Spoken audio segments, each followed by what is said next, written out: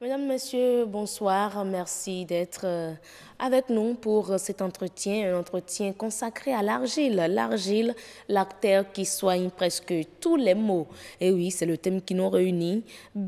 On dit que c'est incontournable dans la grande famille des remèdes anciens, mais ça reste ou resterait une énigme pour les scientifiques, tant ses propriétés sont nombreuses, ses vertus et bienfaits ne se comptent plus. Nous avons ici sur ce plateau avec nous Jade Allègre.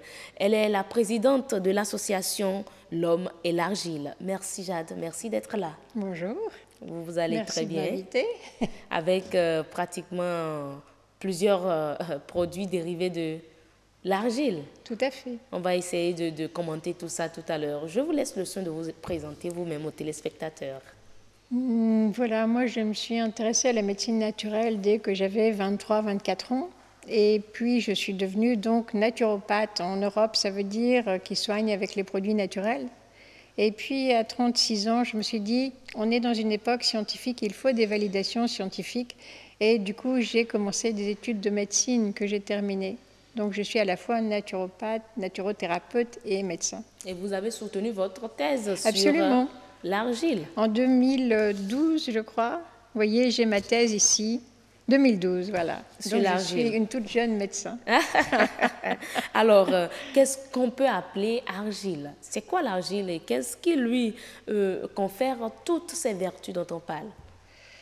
Eh bien, il y a un chercheur écossais qui a une hypothèse très intéressante. Il dit que l'argile serait l'ADN minéral qui a donné naissance après à l'ADN biologique, c'est-à-dire l'ADN des humains, des plantes, qui a servi de moule, oui. Voyez.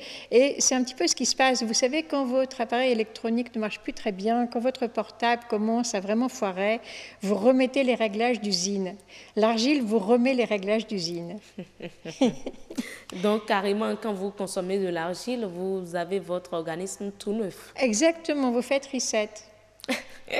Alors, où est-ce qu'on peut trouver l'argile? Alors, sur toute la planète, c'est 15% de la surface de la Terre. Donc, une fois, par exemple, j'étais à Dakar, au Sénégal, je leur demandais s'ils avaient non seulement de l'argile, mais une espèce d'argile. Ils m'ont dit, on n'en a presque pas. J'ai dit, est-ce que vous pouvez y chiffrer? Ils ont dit, à peine quelques milliers de tonnes. Donc, vous voyez, l'argile, il y en a partout. Il y en a partout. Et il faut dire également que nous allons suivre un reportage réalisé par Christelle Tongodo qui nous montre l'utilisation de l'argile comme des ustensiles de cuisine. On va suivre le reportage, mesdames et messieurs, grâce à l'aide de la réalisatrice et on revient pour poursuivre les échanges. L'argile, ou la terre de mille vertus, est un don de la nature. Très convoité et adopté par certains ménages, les ustensiles faits à base d'argile remplacent progressivement ceux en aluminium. J'aime manger dans les plats en argile parce que ces plats ont des vertus et étaient utilisés au temps de nos aïeux. Quand nous allons dans les zones reculées, nous constatons qu'il n'y a pas l'utilisation de réfrigérateurs. Nos mamans ou nos grands-mères dans les villages utilisent les canaries en terre cuite pour rafraîchir l'eau. L'argile renferme plusieurs propriétés qui sont à découvrir. L'argile était utilisée comme pansement gastrique. L'argile présente des vertus qu'on ne peut pas ignorer. La forte demande se justifie alors malgré sa cherté et sa fragilité. Pour des plats et casseroles, là, j'ai d'influence pour ça. Je conseille aux jeunes d'aujourd'hui de manger dans ces plats-là et de préparer dans les casseroles en argile. C'est bon pour la santé.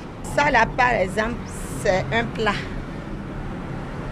Ça sert à manger tout ce que vous du riz, la pâte, igname pilé, tout ce que vous voulez. Nous utilisons les assiettes en terre cuite parce que nous faisons la promotion du végétarisme. Et le végétarisme voudrait que tout soit servi au naturel. Même si les ustensiles en terre cuite présentent de nombreux avantages, il n'est pas à négliger leurs risques sur la santé. Mais certains formulent des plaintes quand ils utilisent les fourchettes et qu'ils raclent l'assiette. Il y a des résidus de sable qu'ils rencontrent dans le repas. Les assiettes peuvent contenir des minerais, du plomb qui vont se libérer progressivement dans le repas. Surtout que l'assiette à base d'argile peut se dégrader facilement et laisser des pores au fond de l'assiette. Quand ce n'est pas bien nettoyé, bien brossé, donc les résidus alimentaires peuvent être contaminés par des bactéries. D'accord? Et puis se libérer dans l'alimentation et créer une intoxication alimentaire. Après plusieurs siècles, la terre cuite demeure un matériau moderne qui, au dit des passionnés, offre une cuisson saine, simple et rapide. Et voilà, merci Christelle Tongolo pour ce reportage. Vous avez suivi avec moi Jade Oui. de la terre cuite qui sert à cuisiner, à manger. C'est bon pour la santé, dit-on. Oui. Est-ce qu'on peut connaître les domaines d'intervention? Dans quel domaine l'argile intervient? Eh bien, écoutez, quand je suis arrivée ici, chez vous, au Bénin, j'ai demandé aux gens quelles étaient les maladies habituelles ici. Là, j'ai une liste, par exemple. Dans cette liste, il y a ulcères d'estomac, hémorroïdes, diabète, tension, asthme, infection urinaire, douleurs de rhumatisme. Eh bien, pour toutes ces indications, l'argile peut soigner. Et pour les enfants, il y a l'anémie, les problèmes intestinaux, les vers, les convulsions. Pour tout ça, l'argile peut apporter. Et la plupart du temps, être suffisante. Être suffisante. Oui. Vous voyez dans le reportage qu'on voyait, il parlait de plomb. Or, l'argile ne contient jamais de plomb. C'est seulement, évidemment, si vous récupérez votre argile à côté d'une usine. Là, vous allez avoir des dépôts. Mais l'argile naturelle, dans la nature, dans les champs, celle-là n'est pas polluée. D'accord. Donc là, je reviens peut-être à ma première, à ma question d'entretemps. L'argile peut être trouvée où maintenant? Partout. Pour avoir l'argile, la vraie. Alors, l'argile, la vraie, qui est contient partout. toutes les vertus, Voilà. sans plomb. Elle est partout, mais les argiles de surface, comme le kaolin que mangent les femmes enceintes, sont très bien, mais ce ne sont pas les plus puissantes. En revanche, quand vous creusez le puits, vous allez accéder à des argiles de profondeur qui sont beaucoup plus fortes. Ok. Ben, très souvent, on voit ça et puis bon, c'est On jette. C'est ça, en fait. À côté du puits construit et puis on marche dessus, Voilà. et c'est tout. Donc, c'est une richesse. C'est énorme. Vous pourriez même... En France, on achète l'argile en pharmacie.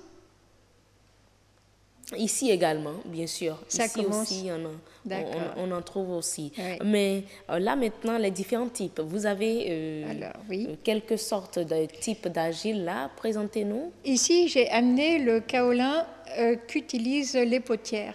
Ok. C'est très bien, mais comme c'est pas très puissant, il faut en manger beaucoup. Et celle-là est mangée par les animaux. Quand les animaux mangent une argile, vous pouvez la manger. Ils ont l'instinct.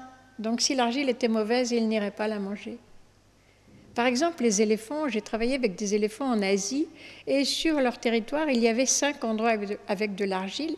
Eh bien, les éléphants allaient seulement à 2 pour la manger. Donc, si vous cherchez une argile, il faut suivre les animaux. Et ça, vous aviez dit tantôt, c'est le meilleur ou c'est la meilleure argile? Oui, parce qu'elle est plus puissante. Donc, en prenant seulement un petit peu, vous allez déjà être guéri rapidement. D'accord. Quels sont déjà les traitements qu'il faut pour lorsqu'on a envie d'utiliser l'argile pour traiter telle pathologie et tout? Voilà. Vous aviez parlé tantôt d'hémorroïdes et tout. Est-ce qu'on peut aller de façon plus détaillée? Oui, alors... Comment ça agit sur ces maladies-là? Par exemple, l'ulcère. Vous savez que beaucoup de gens, quand ils sont stressés, commencent à avoir des brûlures d'estomac. Et comme vous êtes maintenant très moderne au Bénin, vous êtes très stressé. La modernité apporte le stress, c'est voilà. cela? Et donc là, c'est très simple. Vous mettez la quantité d'une cuillère à café, on va dire une cuillère à café de poudre d'argile, que vous mettez dans un demi-verre d'eau. Alors, il ne faut pas mettre d'un bloc, sinon ça ne va pas se dissoudre. Il faut parsemer sur la surface de l'eau et vous attendez que ça descende. Quand c'est descendu, vous pouvez boire. Alors, vous ne mélangez pas quand vous préparez, vous mélangez quand vous allez boire. Parce qu'au début, c'est même mieux si vous pouvez attendre un peu, laisser reposer, même plusieurs heures. Et après, quand vous allez l'utiliser, vous mélangez et vous buvez le tout. Bon, quand un enfant a mal à l'estomac, si on lui fait la préparation et qu'on lui fait boire, au bout de 20 minutes, il a plus mal. Parce qu'il y a un effet comme les antibiotiques, mais plus. C'est-à-dire que les antibiotiques, vous savez, marchent sur les bactéries, mais pas sur les virus. Or, beaucoup de maux d'intestin sont dus à des virus. Par exemple, la gastro des enfants. Et donc, l'argile attrape aussi les virus. C'est intéressant, pas seulement les bactéries. En plus, certaines bactéries sont dangereuses par elles-mêmes, mais d'autres, elles sont dangereuses par une toxine qu'elles vont jeter dans le milieu. Par exemple, le choléra. Oui. Le choléra, la toxine va infester les cours d'eau. Vous voyez? Donc, les gens, après, ne doivent pas boire l'eau. Mais si vous mettez l'argile dans l'eau, vous pouvez la boire, parce que l'argile va attraper la toxine.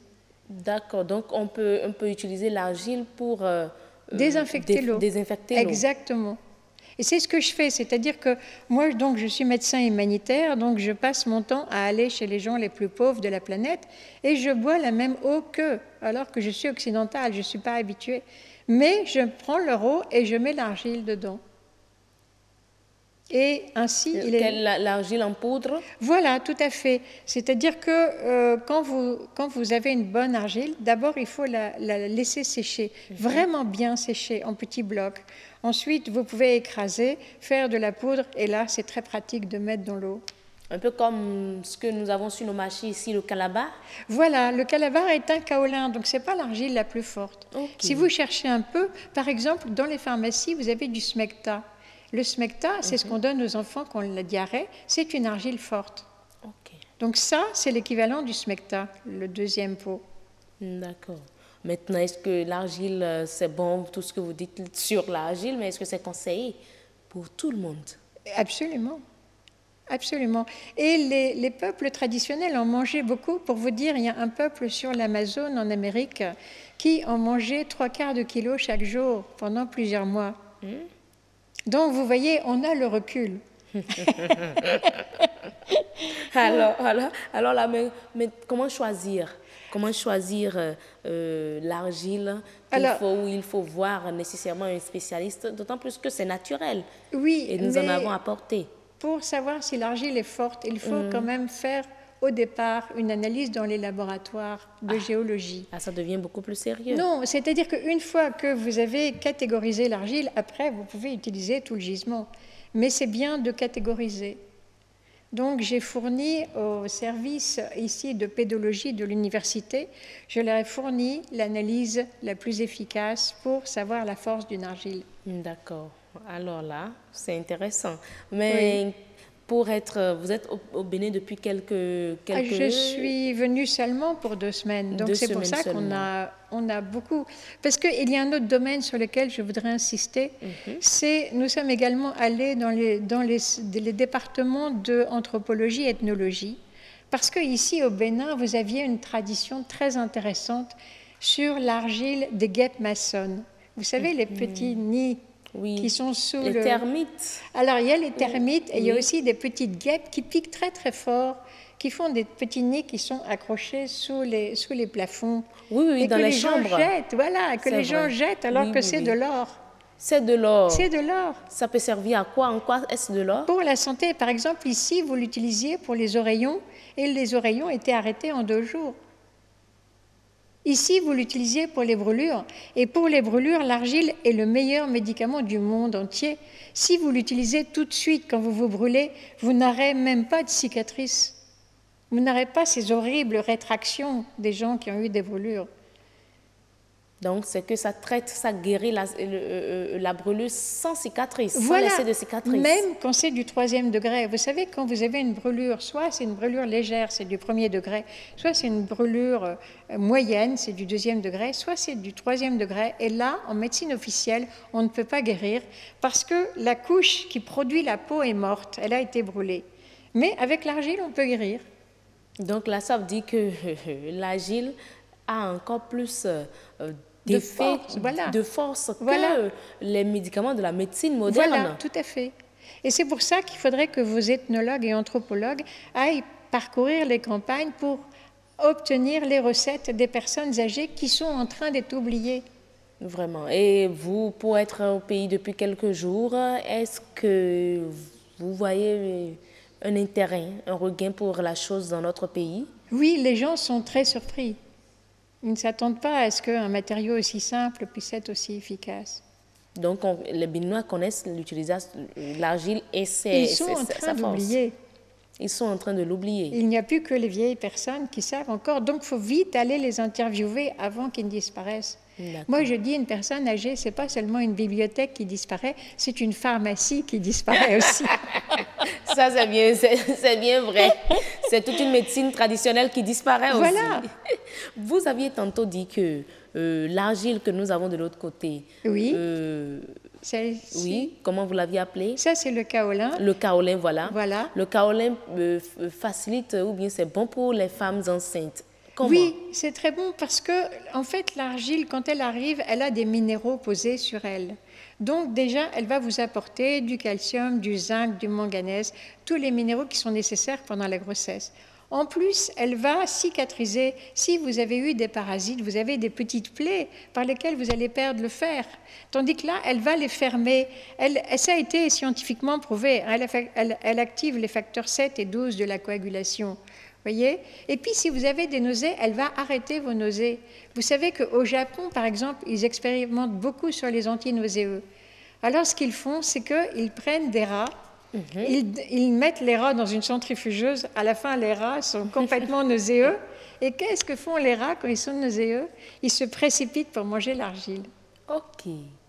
Ça arrête les nausées. Et en plus, ils en mangent en quantité proportionnelle à la nausée. C'est-à-dire, s'ils ont beaucoup de nausées, ils en mangent beaucoup. Un peu de nausées, ils vont manger seulement un peu. Mais quelle quantité l'homme doit consommer? Quelle quantité d'argile devons-nous consommer? Alors, par jour, pourquoi pas? On peut en manger tous les jours, mais moi, ce que j'incite à faire, c'est écouter le corps. Il faut essayer de sentir si votre corps a envie d'en prendre un peu, d'en prendre beaucoup, ou d'arrêter d'en prendre à certains moments. Si vous écoutez votre corps, là, vous ne vous trompez pas. Et ça n'a pas d'effet indésirable? Moi, j'en mange depuis toujours. Mon enfant en a mangé pour la première fois à 3 jours, à l'âge de 3 jours. Alors, comme je dis, ça n'a que des effets indésirables, ça n'a que des effets secondaires positifs. C'est-à-dire que, par exemple, votre mari est stressé, il boit l'argile pour lutter contre son ulcère d'estomac, eh bien, il se trouve qu'il avait aussi un problème de peau et le problème de peau va être soigné également. Donc, vous avez des tas d'effets secondaires positifs. Positifs, vraiment. Mais là, comment conserver l'argile pour conserver les vertus? Voilà. Alors, le mieux, c'est de la conserver sèche, vous voyez, en la laissant sécher. Mais dans la cuisine... C'est toujours intéressant d'avoir de la pâte toute prête, parce que quand vous allez cuisiner, parfois, il y a quelque chose qui va sauter, vous allez vous brûler. Oui. Et comme je vous disais, dans les brûlures, il n'y aura pas de cicatrices, on utilise tout de suite. Et pour garder votre pâte dans la cuisine, il faut toujours mettre un filet d'eau par-dessus. Voilà. Comme ce que vous avez fait. Voilà, comme ce que j'ai fait ici. D'accord, mais je constate quand même qu'il y a un dépôt de sable là, au niveau du kaolin de l'autre côté. Le kaolin des femmes enceintes et des potières, il a quand même du sable. Alors, on peut faire une petite manipulation très simple pour enlever le sable. Et en effet, vous voyez ici, j'ai fait cette manipulation, ce qui fait que le sable est tombé en bas. Quel genre de manipulation? Il suffit juste d'y verser de l'eau? C'est à peu près ça. C'est-à-dire que vous prenez votre argile qu'on a bien séchée. Vous mettez l'eau et tout de suite, elle va faire une pâte. Vous remplissez le seau avec de l'eau, donc seulement une petite part d'argile. Et puis vous brassez, brassez, brassez. Et après, vous laissez redéposer. Donc, quand ça va redéposer, le sable qui est plus lourd va tomber au fond. Okay. Et puis, au-dessus, il y aura l'argile et au-dessus, il y aura l'eau. D'accord, merci pour l'astuce. Vous avez, c'est de l'argile également en sachet là? Voilà, alors là, ça c'est la meilleure argile qu'on a actuellement en France. Et comme je donne des formations ici, j'en donne un petit échantillon à chaque stagiaire pour qu'il essaye de retrouver. Par exemple, s'il a de la famille à la campagne, il peut leur donner qu'ils essaient de retrouver le même goût. La couleur n'est pas très importante. Ce qui est important, c'est le goût. Le goût. Et ça a quel goût? Mais goûtez. Envoyez, je vais goûter. Vous êtes courageuse. Ce qui est sûr, je ne vais pas mourir en direct, non, encore moins mourir tout de suite. Non, non, j'aurai un procès, ça ne m'intéresse pas. Là, je vois que c'est en poudre. Oui, alors vous pouvez mouiller un petit peu avec la langue et puis prendre, voilà, allez-y. Alors, il faut bien écouter le goût et après, vous allez sentir que le corps va être tout apaisé. Comme elle remet les réglages d'usine... Encore que ça fond facilement. Pardon? Ça fond très facilement. Oui, ça fond très facilement, tout à fait. Et le goût n'est pas désagréable. Non, non, non, non, non. Bon, c'est naturel, quoi. Tout à fait. Alors justement, tant qu'une argile est naturelle, elle est bonne. Mais si évidemment on commence à la trafiquer, à lui ajouter des choses, à la cuire, etc., là, elle devient moins bonne. D'accord. Mais si elle est naturelle, elle est parfaite. Elle est parfaite. Et il faut conserver ça dans les sachets comme ça pour... Non, vous pouvez conserver à l'air libre. Et c'est mieux, parce que si vous voulez, l'argile, quelque part, c'est vivant. Donc, c'est pas bien de l'enfermer, de l'étouffer. On peut la laisser dans un carton, par exemple. Alors, attention, quand elle est mouillée, il ne faut pas utiliser de métal. Voilà. Voilà, parce qu'elle a des charges électriques. Et si vous mettez du métal, vous allez disturber, vous allez déranger les charges électriques. Ce sont les charges électriques là qui... C'est une partie de l'efficacité. De l'efficacité. C'est-à-dire que, par exemple, les bactéries, les toxines, les virus vont se trouver scotchés sur l'argile, de sorte qu'elle pourra les emmener à la sortie. L'argile reste dans le tube digestif, donc elle va sortir toutes les saletés et les descendre dehors. Ok, à travers l'intestin. Voilà. D'accord. Mais il paraît, à travers les recherches, les fouilles, que l'excès de l'argile nuit. L'excès? L'excès, non. Puisque je vous dis, il y a des peuples qui mangeaient 3/4 de kilo chaque jour. Donc, on est loin. Mais il faut comprendre que le problème de l'argile, c'est qu'elle ne coûte rien. Donc, il y a beaucoup de jalousie. Et les gens qui sont jaloux lancent des faux bruits. Par exemple, nous, en Europe, ils ont lancé le bruit que l'argile pouvait faire une occlusion intestinale, vous bouchez les intestins. Moi-même, étant professeur d'anglais au départ, je peux examiner toute la littérature, toutes les publications médicales qui sont toujours publiées en anglais. Et j'ai cherché, et vraiment, il n'y a pas de témoignage d'occlusion. Mais c'est un faux bruit avec lequel on essaye de faire peur aux gens. Donc, le fait de dire que la consommation excessive de l'argile peut conduire à une cardiomyopathie et à la mort, c'est faux. Ça, c'est totalement inexact.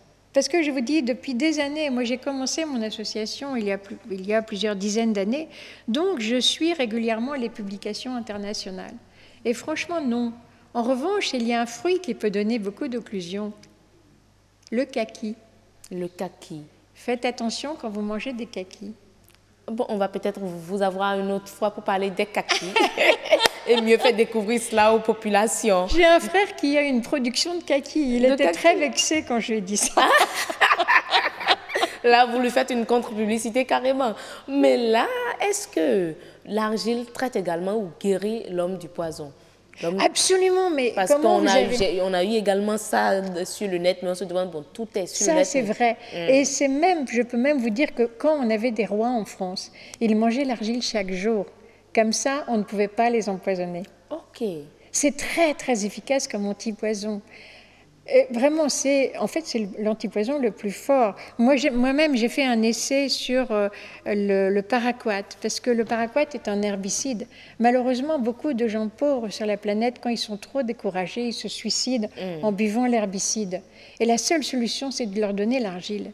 Même en 1500 quelque chose, il y a eu un test devant huissier.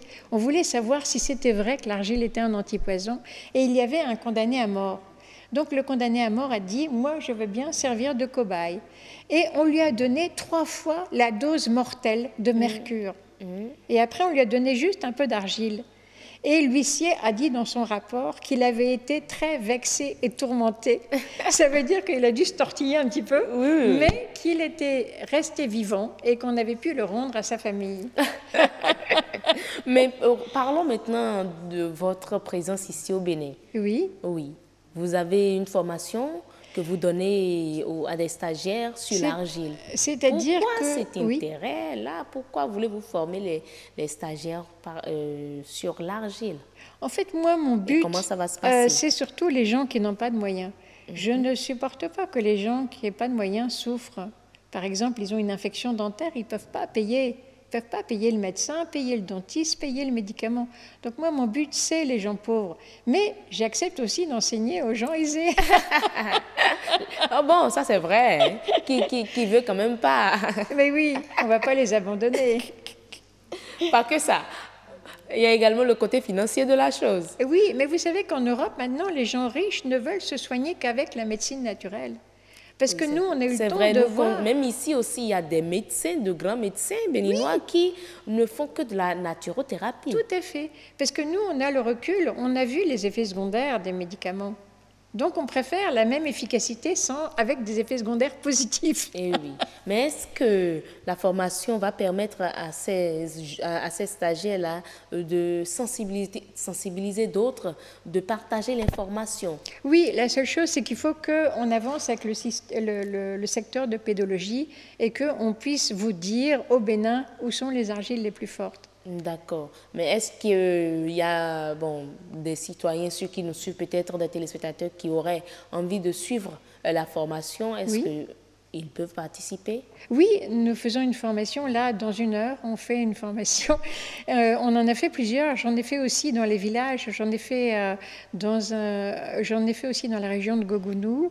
J'ai enseigné à des tradipraticiens et à des potières. Comme ça, les potières peuvent avoir un nouveau revenu. Tout à fait. Ça, c'est intéressant. Oui. Alors, Madame Allègre, voilà, qui veut dire joyeux. Joyeux. Donc, heureuse d'avoir joyeuse à ses côtés. Heureuse et joyeuse sont ensemble. Alors, Madame Jade Allègre, qu'avez-vous à dire aujourd'hui à l'endroit? Parce que c'est vrai, la tradithérapie, ça marche un peu dans notre pays, mais la confiance n'y est pas encore. Oui. Les consommateurs, les malades n'aiment pas encore faire confiance en tant que tel à la tradithérapie. Alors moi je dis, il ne faut pas croire ou pas croire, il faut essayer. Il faut essayer. Essayer, trouver, bien sûr, tradipraticien ou naturothérapeute, c'est comme le garagiste, il y en a des bons et des mauvais. Voilà. Donc renseignez-vous, cherchez un qui est efficace et allez essayer un traitement. D'accord. OK. Merci. Voilà, l'essayer, c'est l'adopter. En tout cas, essayer l'argile, c'est l'adopter. Voilà. Et c'est conseillé à tout le monde, vous l'aviez dit. Tout à fait. Alors, il y a 2 précautions d'emploi que je vous dis. Première précaution d'emploi, l'argile est un antipoison. Donc, il ne faut pas prendre de produits chimiques parce qu'elle va les attraper. Donc, si vous voulez prendre un traitement chimique, il faut le prendre à distance. Au minimum 2 heures de distance, de préférence 4 heures de distance. Première précaution d'emploi. Deuxième précaution d'emploi, beaucoup de gens ont les intestins malades. Et l'argile a tellement d'instinct que, du coup, elle va s'arrêter aux intestins pour les soigner. Donc, chez certaines personnes, l'argile va entraîner une constipation temporaire. Okay. Mais surtout, il ne faut pas prendre de laxatif parce qu'elle est en train de soigner. Donc, bien sûr, on arrête d'en prendre, mais on attend tranquillement que le transit reprenne et après, on constate que les intestins vont beaucoup mieux. D'accord. Donc là, il faut laisser l'argile faire son effet jusqu'à terme. Exactement.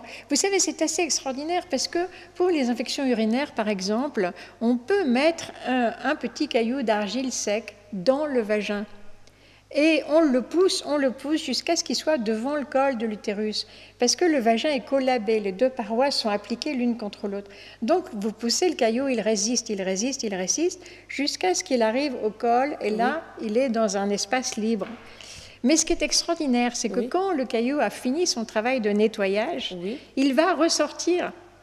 Il arrive à ressortir. Moi, ça me fascine parce que les parois sont appliquées. Comment il arrive à se pousser pour repartir vers l'extérieur? Et pourtant, oui. Il y a même des religieuses au Bénin et au Burkina qui fabriquent des ovules gynécologiques d'argile. Ah bon? Oui. On va aller à leur découverte. Bravo, je vais avec vous.